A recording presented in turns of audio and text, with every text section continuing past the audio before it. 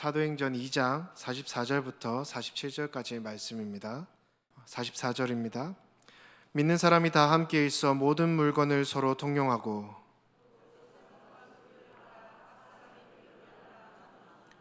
날마다 마음을 같이하여 성전에 모이기를 힘쓰고 집에서 떡을 떼며 기쁨과 순전한 마음으로 음식을 먹고 하나님을 찬미하며 또 온 백성에게 칭송을 받으니 주께서 구원받는 사람을 날마다 더하게 하시니라. 아멘. 지나온 2000년 교회 역사에 요즘만큼 교회가 가십거리가 된 적이 있을까 그런 생각이 들어요. 정말 잊을만 하면은 교회와 관련된 부정적인 이야기들이 매스컴을 탑니다. 마치 세상은 건수가 될 만한 것이 보이면 기다렸다는 듯이 교회를 물고 늘어집니다. 지금의 교회는 완전히 동네 북이 된 것 같습니다. 심지어는 복음의 걸림돌이 다름 아닌 교회가 된 것 같습니다. 오랫동안 신앙생활을 하신 분들은 작금의 실태를 보시면 어쩌다 교회가 이 모양이 되었나, 대체 어디까지 바닥을 쳐야 하나, 그런 생각에 아마 허탈감을 느끼실 분들도 계실 것 같다 생각됩니다. 하지만 믿지 않는 세상 사람들이 교회를 우러러 본 적이 있다는 사실을 아십니까? 더 정확하게 표현하면 교회에 대한 경외심, 교인들을 향한 그 두려움을 가진 적이 있다는 것을 아시는지요? 오늘 다룰 본문은 바로 그 이야기, 세상 사람들이 두려움마저 느꼈던 교회의 이야기입니다. 바로 초대교회의 이야기입니다. 아니, 더 정확하게 표현을 하자면 사도행전 2장과 4장에 드러난 성도들의 이야기입니다. 초대교회 성도들의 살아가던 그 모습은 당시 세상 사람들에게 아주 강한 충격을 주었습니다. 그들의 삶은 믿지 않는 사람들이 보기에도 정말 경이로운 것이었고, 그래서 그들 삶의 모습 하나하나가 불신자들의 입에서 입으로 회자되기 시작했습니다. 그렇다면 그 당시 세상 사람들은 왜 초대교회를 우러러 보았을까요?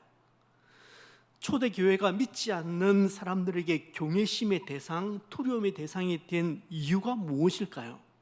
이 질문을 잡고서 그들의 삶을 한번 추적해 가면서 오늘을 살아가는 신앙인들이 어떤 삶을 살아야 할 것인지에 대해서 한번 묵상해 볼 수 있는 그런 시간이었으면 합니다. 오순절날 성령이 임하자 베드로는 담대히 그 자리에서 일어나 설교를 합니다. 그런데 그 설교 후에 3,000명이나 되는 사람들이 한꺼번에 회개하고 돌아오는 일이 발생합니다. 4장 4절에는 말씀을 들은 사람들 중에 믿는 자가 많으니 남자의 수가 5,000이나 되었다고 그렇게 얘기합니다. 당시로서는 남자를 중심으로 통계를 내던 사회였습니다. 때문에 여성과 어린아이 그리고 시니어들까지 합하면 초대교회 성도의 수가 1만은 좋게 넘었을 것이라고 보아도 무리한 해석은 아닐 겁니다. 신약시대에 탄생된 첫 번째 교회는 순식간에 3,000명, 5,000명 성도가 회집한 대형교회, 그야말로 메가처치가 된 겁니다. 믿기 시작한 성도들이 정말 급하고 강한 그런 바람처럼 물밀듯이 교회로 몰려들었습니다. 제가 알고 있는 교회사 지식으로는 이런 부흥은 없었던 것 같아요. 하지만 세상 사람들이 초대교회 성도들 또 그 초대교회를 우러러 본 이유는 절대 이런 외형적인 부흥 때문은 아니었습니다. 그런 이야기는 단 한 구절도 안 나와요. 그들이 칭송받았던 이유는 그들이 보여주었던 남다른 삶의 방식 때문이었습니다. 그 핵심에 유무상통이 있었습니다.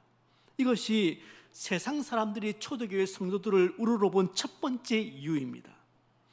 믿는 사람들이 다 함께 있어 모든 물건을 서로 통용하고 또 재산과 소유를 팔아 각 사람의 필요를 따라 나눠주었다, 그렇게 말씀합니다. 이것은 간단하지만 당시로서는 파급 효과가 폭탄처럼 컸던 것은 사실입니다.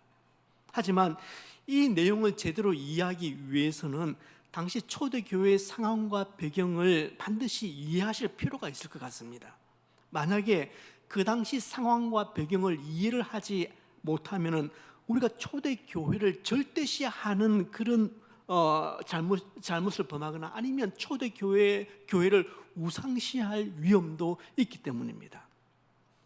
여러분, 모든 물건을 서로 통용하고 또 재산과 소유를 다 팔아서 각 사람의 필요를 채워주는 것, 나눠주는 것, 이런 유무상통한 삶은 사도행전 2장과 4장에만 나옵니다. 그 이후에 이런 아름다운 이야기는 단 한 번도 등장하지 않습니다. 성경에서 사라집니다. 그리고 곧바로 사도행전 5장부터는 전혀 다른 이야기, 그러니까 물질과 관련하여서 하나님 앞에서 정직하지 못했던 아나니아와 삽비라 사건이 그 부부의 수치스러운 이야기가 곧바로 등장합니다. 게다가 예루살렘 교회 이후에 세워진 안디옥 교회, 에베소 교회, 빌립보 교회, 서머나 교회, 빌라델비아 교회 등과 같이 신약 성경에 등장하는 그 어느 교회에서도 본문과 같은 유무상통한 삶이 실현된 적은 없습니다. 사도행전 2장과 4장 이후에 오늘까지 약 2000년 동안, 지금 2장의 기록, 오늘 읽은 기록이 4장에도 또 한 번 등장하거든요. 이 2장과 4장 이후 오늘날까지 약 2000년 동안 교회는 유무상통과는 거리가 멀었습니다. 굳이 말하자면은 수도원에서나 이런 삶을 살 수가 있었을 겁니다. 아니면 그런 이단들에서만 이런 삶이 가능했죠. 그런데 본문은 세상을 등진 수도원 이야기가 아니라 세상 한가운데 자리 잡고 있던 교회 이야기입니다. 비록 한시적이었지만 성도들 안에서 이런 유무상통한 삶이 가능했던 이유가 무엇일까요? 대부분의 신학자들은 그 해답을 초기 그리스도인들이 가졌던 극단적인 종말 신앙 때문이라고 그렇게 이야기를 합니다. 초기 그리스도인들은 임박한 주님의 재림을 철석같이 믿었습니다. 그 120명 믿음의 식구들이 그들이 보는 앞에서 주님은 천사의 입을 빌어서 너희가 본 그대로 내가 다시 올 것이다, 그렇게 약속하셨습니다. 너희가 본 그대로 내가 다시 올 것이다. 그렇기 때문에 주님 승천 현장에 있었던 사람들은 정말 주님께서 시급하게 오실 것이라고 그렇게 철석같이 믿었습니다. 그렇기 때문에 그들은 그런 극단적인 좀 종말의식, 내 때에 얼마 지나지 않아서 주님 오신다, 그런 극단적인 종말의식, 종말 시간표를 가지게 됩니다. 주님께서 아무런 부연 설명이 없었기 때문입니다. 당시 신앙인들의 의식 속에 때문에 어차피 예수님 곧 오실 것인데, 어차피 예수님 다시 오실 것인데, 이거 다 끝나는데 내 것, 너 것 이렇게 다 가진다는 게, 그렇게 가진다는 게 그게 무슨 의미가 있나? 세상이 끝난다는데 통장에 잔고를 몇 억씩 남겨두는 게 그게 무슨 의미가 있나? 분명히 그런 생각이 있었단 말입니다. 바로 이와 같은 종말의식이 그들의 유무상통한 삶에 엄청난 동기부여를 한 것은 사실입니다. 그러나 그들의 믿음과는 달리 주님은 시간이 흘러도 오시지 않았습니다. 오히려 그들에게 다가온 것은 극심한 로마의 박해와 핍박, 그리고 가난뿐이었습니다. 자신들의 믿음과는 전혀 어긋난 현실에서 그들은 누가 먼저랄 것도 없이 물질을 신봉하던, 그리고 물질을 최고로 여기던 옛 삶의 모습으로 돌아가 버립니다. 그 결과 유무상통한 삶이란 사도행전 2장과 4장에 국한된 모습으로 남게 됩니다. 그리고 지난 2000년 동안 신앙의 사람들은 주님을 섬기면서도 물질을 함께 섬기는 신앙적인 갈등과 번민에서 여전히 쉽게 헤어나오지를 못하고 있습니다. 오늘날 우리는 자본주의 체제 아래에서, 다시 말하면 자유시장 경제 체제 아래에서 살아가고 있습니다. 이 체제의 근간은 사유재산의 존중입니다. 사유재산이 인정되지 않는다면 자본주의는 그날로 무너집니다. 이런 체제와 환경은 신앙인으로 하여금 본문에 나타난 유무상통한 삶을 더욱 어렵게 만듭니다. 우리 사회 전체가 하나의 거대한 수도원이 되지 않는 이상 유무상통한 삶은 현실적으로 불가능해 보입니다. 그렇다면 이 말씀은 자본주의 체제 아래에서 살아가는 우리 신앙인들에게 과연 적용 가능한 말씀입니까? 그러니까 2000년 후를 살아가는 오늘 우리에게 이 말씀이 적용 가능한 말씀이냐고 제가 질문 드리는 것입니다.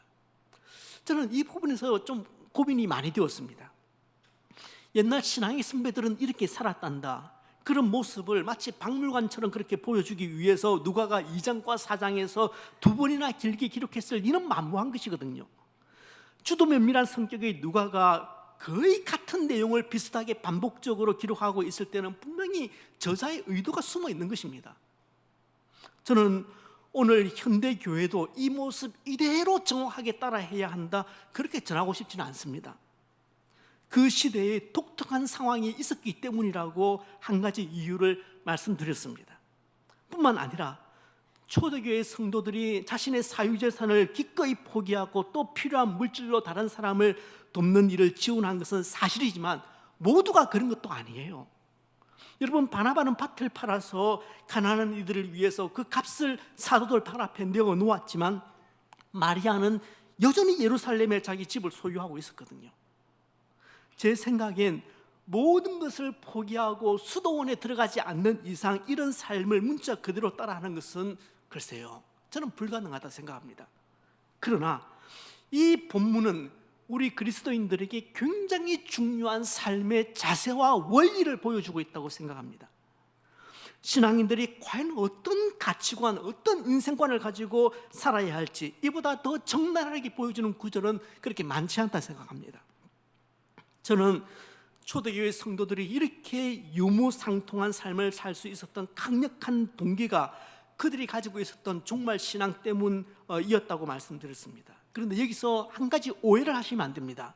여러분, 종말론적인 삶과 그리고 시한부 종말론은 하늘과 땅만큼 큰 차이가 있습니다. 잘 들어보세요. 여러분, 시한부 종말론은 언제 세상이 딱 끝나니까 너 준비해라, 너 그 재산 다 가지고 있어서 뭐하냐, 하나님의 나라 위해서 그거 다 헌금해라, 다 바쳐라, 쉽게 말해서 그겁니다. 그게 시한부 종말론입니다.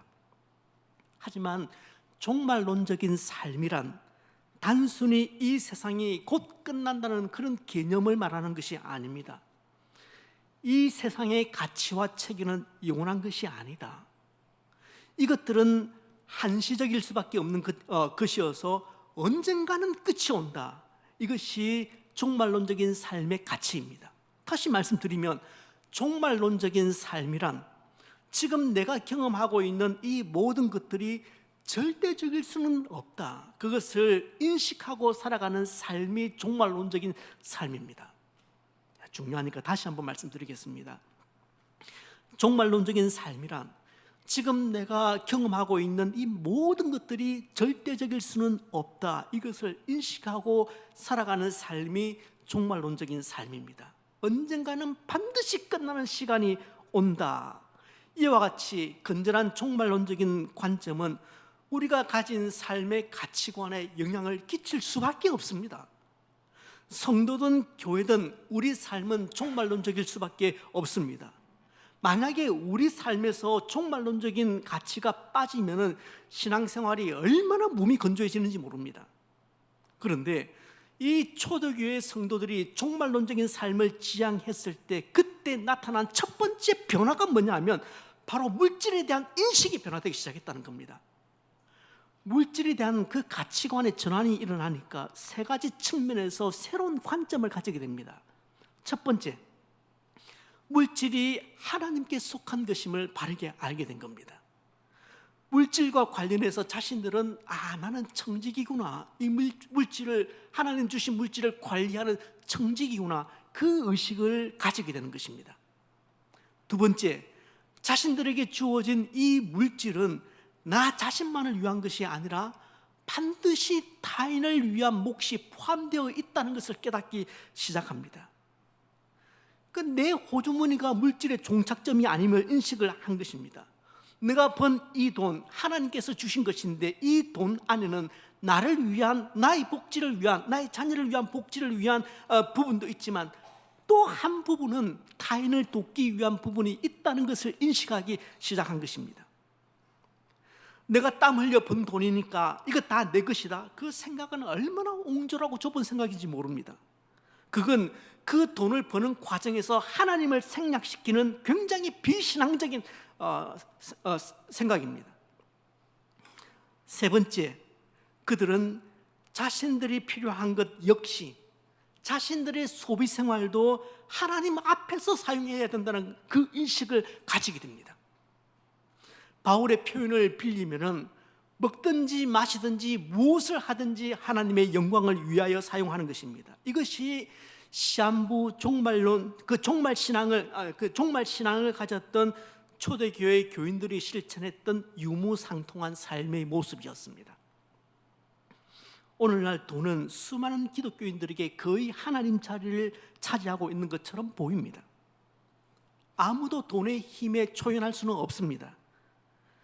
돈을 경멸하는 사람도 돈의 힘을 인정해야 합니다. 돈은 힘이 있습니다. 돈은 교회에서도 큰 힘을 발휘합니다. 돈으로 직분을 사기도 합니다. 제가 미국에서 섬겼던 교회에서는 돈으로 장로의 직분을 산 사람도 있습니다. 오늘날 신앙인들이 세상으로부터 비판을 받는 것 중에 하나가 돈 때문임을 알아야 합니다. 때때로 일부 신앙인들이 세상 사람들보다 훨씬 더 이기적이고 탐욕적인 모습을 보여줍니다.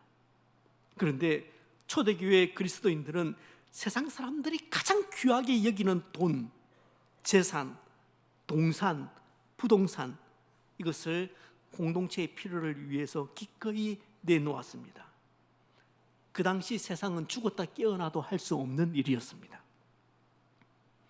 오늘 우리는 신불신을 막론하고 사유재산 신성불가침 사회 속에서 살아갑니다. 이런 사회 속에서 물질로부터 자유한다, 그거 쉽지 않습니다. 굉장히 어렵습니다. 이건 공산사회의 법이나 어떤 이데올로기로도 절대 실현할 수 없습니다.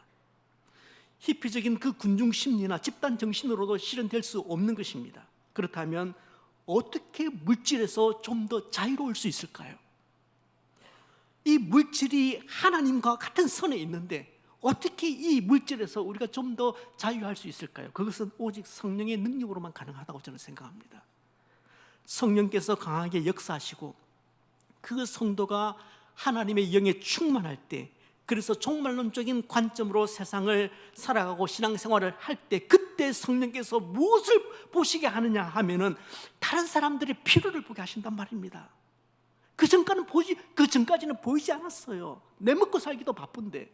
그러나 성령께서 내 마음을 감동시키시고 내가 종말론적인 삶을 살아갈 때, 그때 성령께서 무엇을 보게 하시느냐 하면은 다른 사람의 필요를 보게 하신단 말입니다. 전에는 그게 안 보였어요. 그런데 성령께서 그 마음에 역사하시니까 보편적인 양심의 공감 능력을 훨씬 뛰어넘을 정도로 다른 사람의 필요에 대해서 예민하게 된다는 말입니다. 때문에 여러분, 성령 충만은 관념론적인 것이 아닙니다. 지극히 실제적인 것입니다. 성령 충만한 마음은 막걸리 몇 잔 들이마시고 클클했던 마음에 격앙되는 그런 상태가 아니라 다른 사람들의 필요가 보이기 시작하고, 그래서 자신의 지갑을 열어서 그 필요를 채워주는 것이 성령 충만한 삶의 모습이라는 것입니다. 다시 말씀드립니다. 사도행전에 나타난 성령 충만의 분명한 특징은 물질을 나눔으로, 지갑을 열어젖힘으로 아주 구체적으로 표현되었다는 것입니다.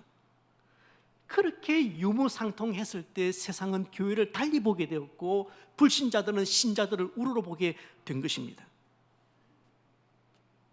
두 번째, 불신자들이 초대교회 성도들을 우러러본 두 번째 이유는 독특한 그리스도인의 교제 때문이었습니다.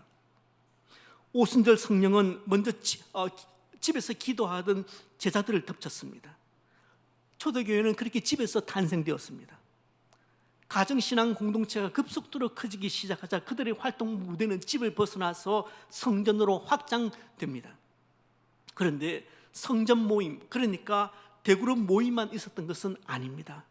46절을 보시면 날마다 마음을 같이하여 성전에 모이기를 힘쓰고, 그 다음에는 집에서 떡을 떼며 기쁨과 순전한 마음으로 음식을 먹고, 그렇게 나옵니다. 초대교회 성도들은 날마다 마음을 같이하여 성전에서도 모였고 또 집에서도 모였습니다. 대그룹으로 모이기도 하고 소그룹으로 모이기도 했습니다. 그런데 날마다 모였다고 합니다. 얼마나 그 성도들의 모임이 좋았으면, 얼마나 서로가 살가우면 그렇게 모였겠습니까? 47절 말씀에는 그렇게 모여서 하나님을 찬미했다고, 그렇게 하나님을 찬송했다고 그렇게 밝히고 있습니다. 기쁨이 없으면 입술에 찬송은 나오지 않습니다. 그들 모임에 세상이 주지 못하는 묘한 그런 기쁨이 있었다는 것입니다. 이처럼 그들은 집에서 성령을 받고 성전에서 집회를 가지고 다시 집으로 돌아와 떡을 떼면서 가족 공동체로서의 친밀감을 키워나갑니다. 초대교회 성도들의 뚜렷한 특징은 그들에게서 성전과 집, 서로 다른 이 두 공간이 분리가 되지 않았다는 것입니다. 성전과 집, 그들에게 이것은 분리가 되지 않았습니다. 이것은 하나였습니다. 성전에서의 삶은 집으로 연결되고, 집에서의 삶은, 집에서의 교제는 다시 성전으로 이어지는 서로 긴밀하게 그 모임이 연결되었다는 것입니다. 우리 엄마는 교회에서는 천사인데 집에만 오면 다른 사람이 돼요. 우리 아빠는 그냥 교회에만 있었으면 좋겠어요. 교회에 있을 때 인자하고 웃음이 넘치지만 집에만 오면 고함 지르고 물건 집어 던지고 이 새끼 저 새끼 욕하고 그래요. 부끄러운 모습입니다. 우리는 왜 이렇게 이중적으로 사는데 익숙해져 있을까요? 큰 그룹에서만 신앙생활을 하고 있기 때문에 그렇습니다. 여러분, 큰 그룹에서 신앙생활을 하는 것 어렵지 않습니다. 적절한 가면 한두 개만 준비를 해서 상황에 맞게 그 가면을 갈았으면 됩니다. 저는 한국 교회가 성장한 것에 대해서 하나님께 감사를 드립니다. 하지만 우리가 지금 고민하고 결단해야 할 문제가 하나 있다고 확신합니다. 이상하게도 교인이 많고 교회가 클수록 사람들이 또 몰립니다. 빈익빈 부익부 현상이 교회에도 그대로 적용됩니다. 사람들이 교회를 선택하는 기준 가운데, 아주 중요한 기준 가운데 하나도 사이즈입니다. 크기입니다. 왜 이렇게 됐습니다? 중요한 이유 중에 하나는 큰 교회는 숨기 쉽고 그래서 부담 없이 편하게 다닐 수 있기 때문에 그렇게 된 것 같습니다. 예배에 참석하는 성도들이 그냥 조용히 와서 예배만 그렇게 참석하고 나가길 원하는 겁니다. 그러니까 신앙 성장과 변화에는 뚜렷한 한계를 지닐 수밖에 없죠. 여러분, 이런 현상을 막을 수 있는 가장 적극적인 방법은 소그룹에 참여하는 것입니다. 소그룹 안에는 돌봄의 역사가 있습니다. 서로 기도하는 가운데 상처가 치유되는 역사가 일어납니다. 나눔 가운데 결단이 있습니다. 말씀을 내 삶 속에서 한번 살아보려고 하는 그런 발버둥 몸부림이 있습니다. 그러니 성장이 있고 성숙이 일어나죠. 감당해야 할 사명도 그 안에서 또 발견하게 됩니다. 일주일에 한 번 예배에 참석하는 것으로 그 역동이 일어날까요? 제가 30분, 40분 이 설교로 돌봄과 양육과 훈련이 가능할까요? 불가능합니다. 제가 여러분에게 설교를 통해서 문제의식을 제공하고 자극을 주고 동기부여를 할 수는 있겠지만 설교만으로 변화와 성숙을 이끌어낸다? 그 목사의 욕심입니다. 46절에 그들은 집에서 떡을 뗐다, 그 사실을 강조하고 있습니다. 여기 집에서라는 헬라어 단어 카트 오이코는 특정인의 집이 아니라, 사도들의 집이 아니라, 마가 요한의 그 집이 아니라 집집마다 돌아가면서 떡을 뗐다는 것입니다. 집집마다 돌아가면서. 그래서 초대교회는 그 소그룹 모임들이 활성화되고 있었다는 것을 우리가 직감할 수 있는 거죠. 여러분, 집집마다 돌아가면서라는 이 말 때문에 소그룹 모임에 참여하는 것이 더 부담이 되시는 분이 계실 겁니다. 한 번씩 구역 식구들 그렇게 집에서 섬기는 것도 부담스럽고, 우리 집 형편 공개하는 것도 부담스럽고, 무엇보다 사람과의 관계의 어려움을 겪으면 어떻게 될까, 그런 부담도 있을 수 있습니다. 관계의 틀어짐이 만들어내는 그런 불편함, 그거 싫습니다. 그래서 적당한 거리를 유지하면서 신앙생활을 하고자 합니다. 그 결과 소그룹 모임에 참여하기를 거부합니다. 예, 구역 모임에 참여하는 것이 신경 쓰이고 귀찮고 부담스럽게 얼마든지 그렇게 느껴질 수 있습니다. 그러나 성장과 성숙을 위해서는 소그룹을 벗어날 수가 없습니다. 여러분, 혼자서 누리는 천국은 절대 없습니다. 천국은 함께 누리는 것입니다. 그게 신앙 공동체입니다. 우리 교회는 장기 소그룹 모임에는 구역 모임과 또 각 사역팀 모임이 있고, 단기 소그룹 모임으로는 커피 브레이크 모임을 비롯한 여러 작은 모임들이 존재합니다. 우리 교회가 추구하는 소그룹 모임은 우리끼리 먹고 즐기는 그런 계중 모임과는 본질적으로 다릅니다. 소그룹 모임 시간의 본질은 영적인 나눔입니다. 성도 간의 교제 안에 반드시 포함되어야 할 것이 있다면 지난주 받은 말씀을 바탕으로 한 주간 내 삶 속에서 하나님과 동행한 이야기를 나누어야 합니다. 혹은 이번 주 내가 받은 말씀을 통해서 어떤 다짐을 한다는 그런 내용들을 함께 나누어야 합니다. 그렇게 영적으로 서로 동기부여를 주고받음으로 신앙의 성숙을 도모하는 것이 우리 소그룹의 나아갈 방향입니다. 살아가는 가벼운 이야기 필요 없다, 그 얘기 아닙니다. 하지만 소그룹으로 모여서 온갖 세상 돌아가는 이야기로 그렇게 웃고 떠들면서 시간 다 때우고 나서 그냥 수박 겉핥기식으로 삶을 나누면 거기에는 어떤 영적인 변화나 성숙이나 도전이 있을 수가 없습니다. 우리 남성 여러분, 소그룹으로 모여서 롯데 자이언츠 얘기 이제 그만하세요. 짜증 안 나요? 우리가 얼마나 속았습니까 지금? 올해도 잘 나가더니 지금 또 5강마저도 그런 희미한 그런 신세가 되었습니다. 또 속는 기분이 저 역시 들고 있습니다. 왜 또 소그룹에서 그 스트레스를 받아요? 저는 여러분 소그룹 멤버들이 정말 형제 자매처럼 살갑게 대하는 것이, 서로 모여서 그렇게 형제 자매처럼 살갑게 대하는 것이 얼마나 좋은지 모르겠습니다. 그래서 구역 식구들끼리 그냥 저 빼놓고 살짝 밥 먹으러 가도 하나도 서운하지 않습니다. 조금은 서운합니다. 그냥 여러분 그렇게 모여서 먹는 것만 봐도 좋고 그런 소식만 뒤로 듣기만 해도 저는 좋습니다. 하지만 그런 모임도 자기들끼리만 몇 년 생활을 하다 보면 배타적인 공동체가 될 확률이 높습니다. 저는 예전 섬기던 교회에서 이런 소그룹들 많이 보았습니다. 자기들끼리는 너무 좋아요.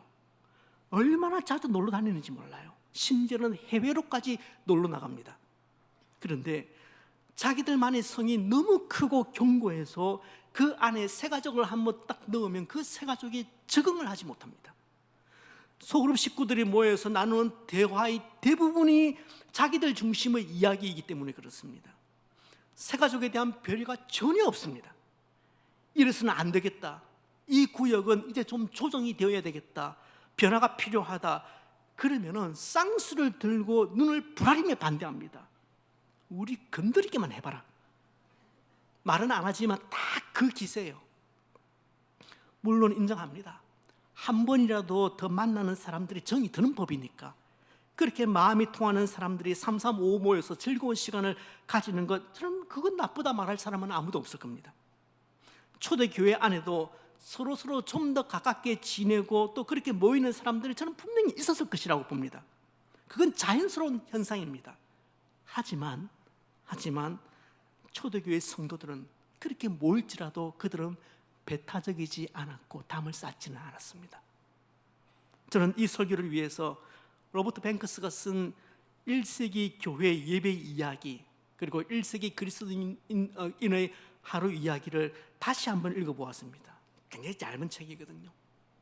책은 로마 군인인 푸블리우스가 한 그리스도인 부부의 초청을 받아서 그 가정을 방문해서 거기에서 경험하는 이야기를 전지적 작가 시점으로 그렇게 쓴 책입니다. 내용입니다. 이 책에서 참 감동적으로 다가왔던 부분이 무엇이냐 하면은 그들의 가정교회 모임에, 그러니까 일종의 소그룹 모임, 우리 구역 모임으로 보아도 무방합니다. 그 모임에 새로운 가정에 초대되어 왔을 때 그 사람들이 얼마나 그 한 사람에게 집중을 하는지 그게 피부에 확 와닿았습니다. 이게 초대교회 성도들의 삶의 모습이었구나. 이게 초대교회 성도들의 소그룹 구성원들의 모습이었구나. 그 속에 그들이 그렇게 살갑게 지내다가도 그런 핍박 가운데서 그렇게 서로가 서로를 그렇게 붙들어주고 있었으니까 그 끈이 얼마나 끈끈했겠습니까? 그럼에도 불구하고 거기에 새 가정이 하나 톡 들어오면은 모든 사람이 그 한 사람에게 집중하는 그 모습이 저는 굉장히 충격적이었습니다. 초대교회는 당시 처했던 그 상황을 고려한다면 철저하게 그렇게 모임을 단속해야만 했습니다.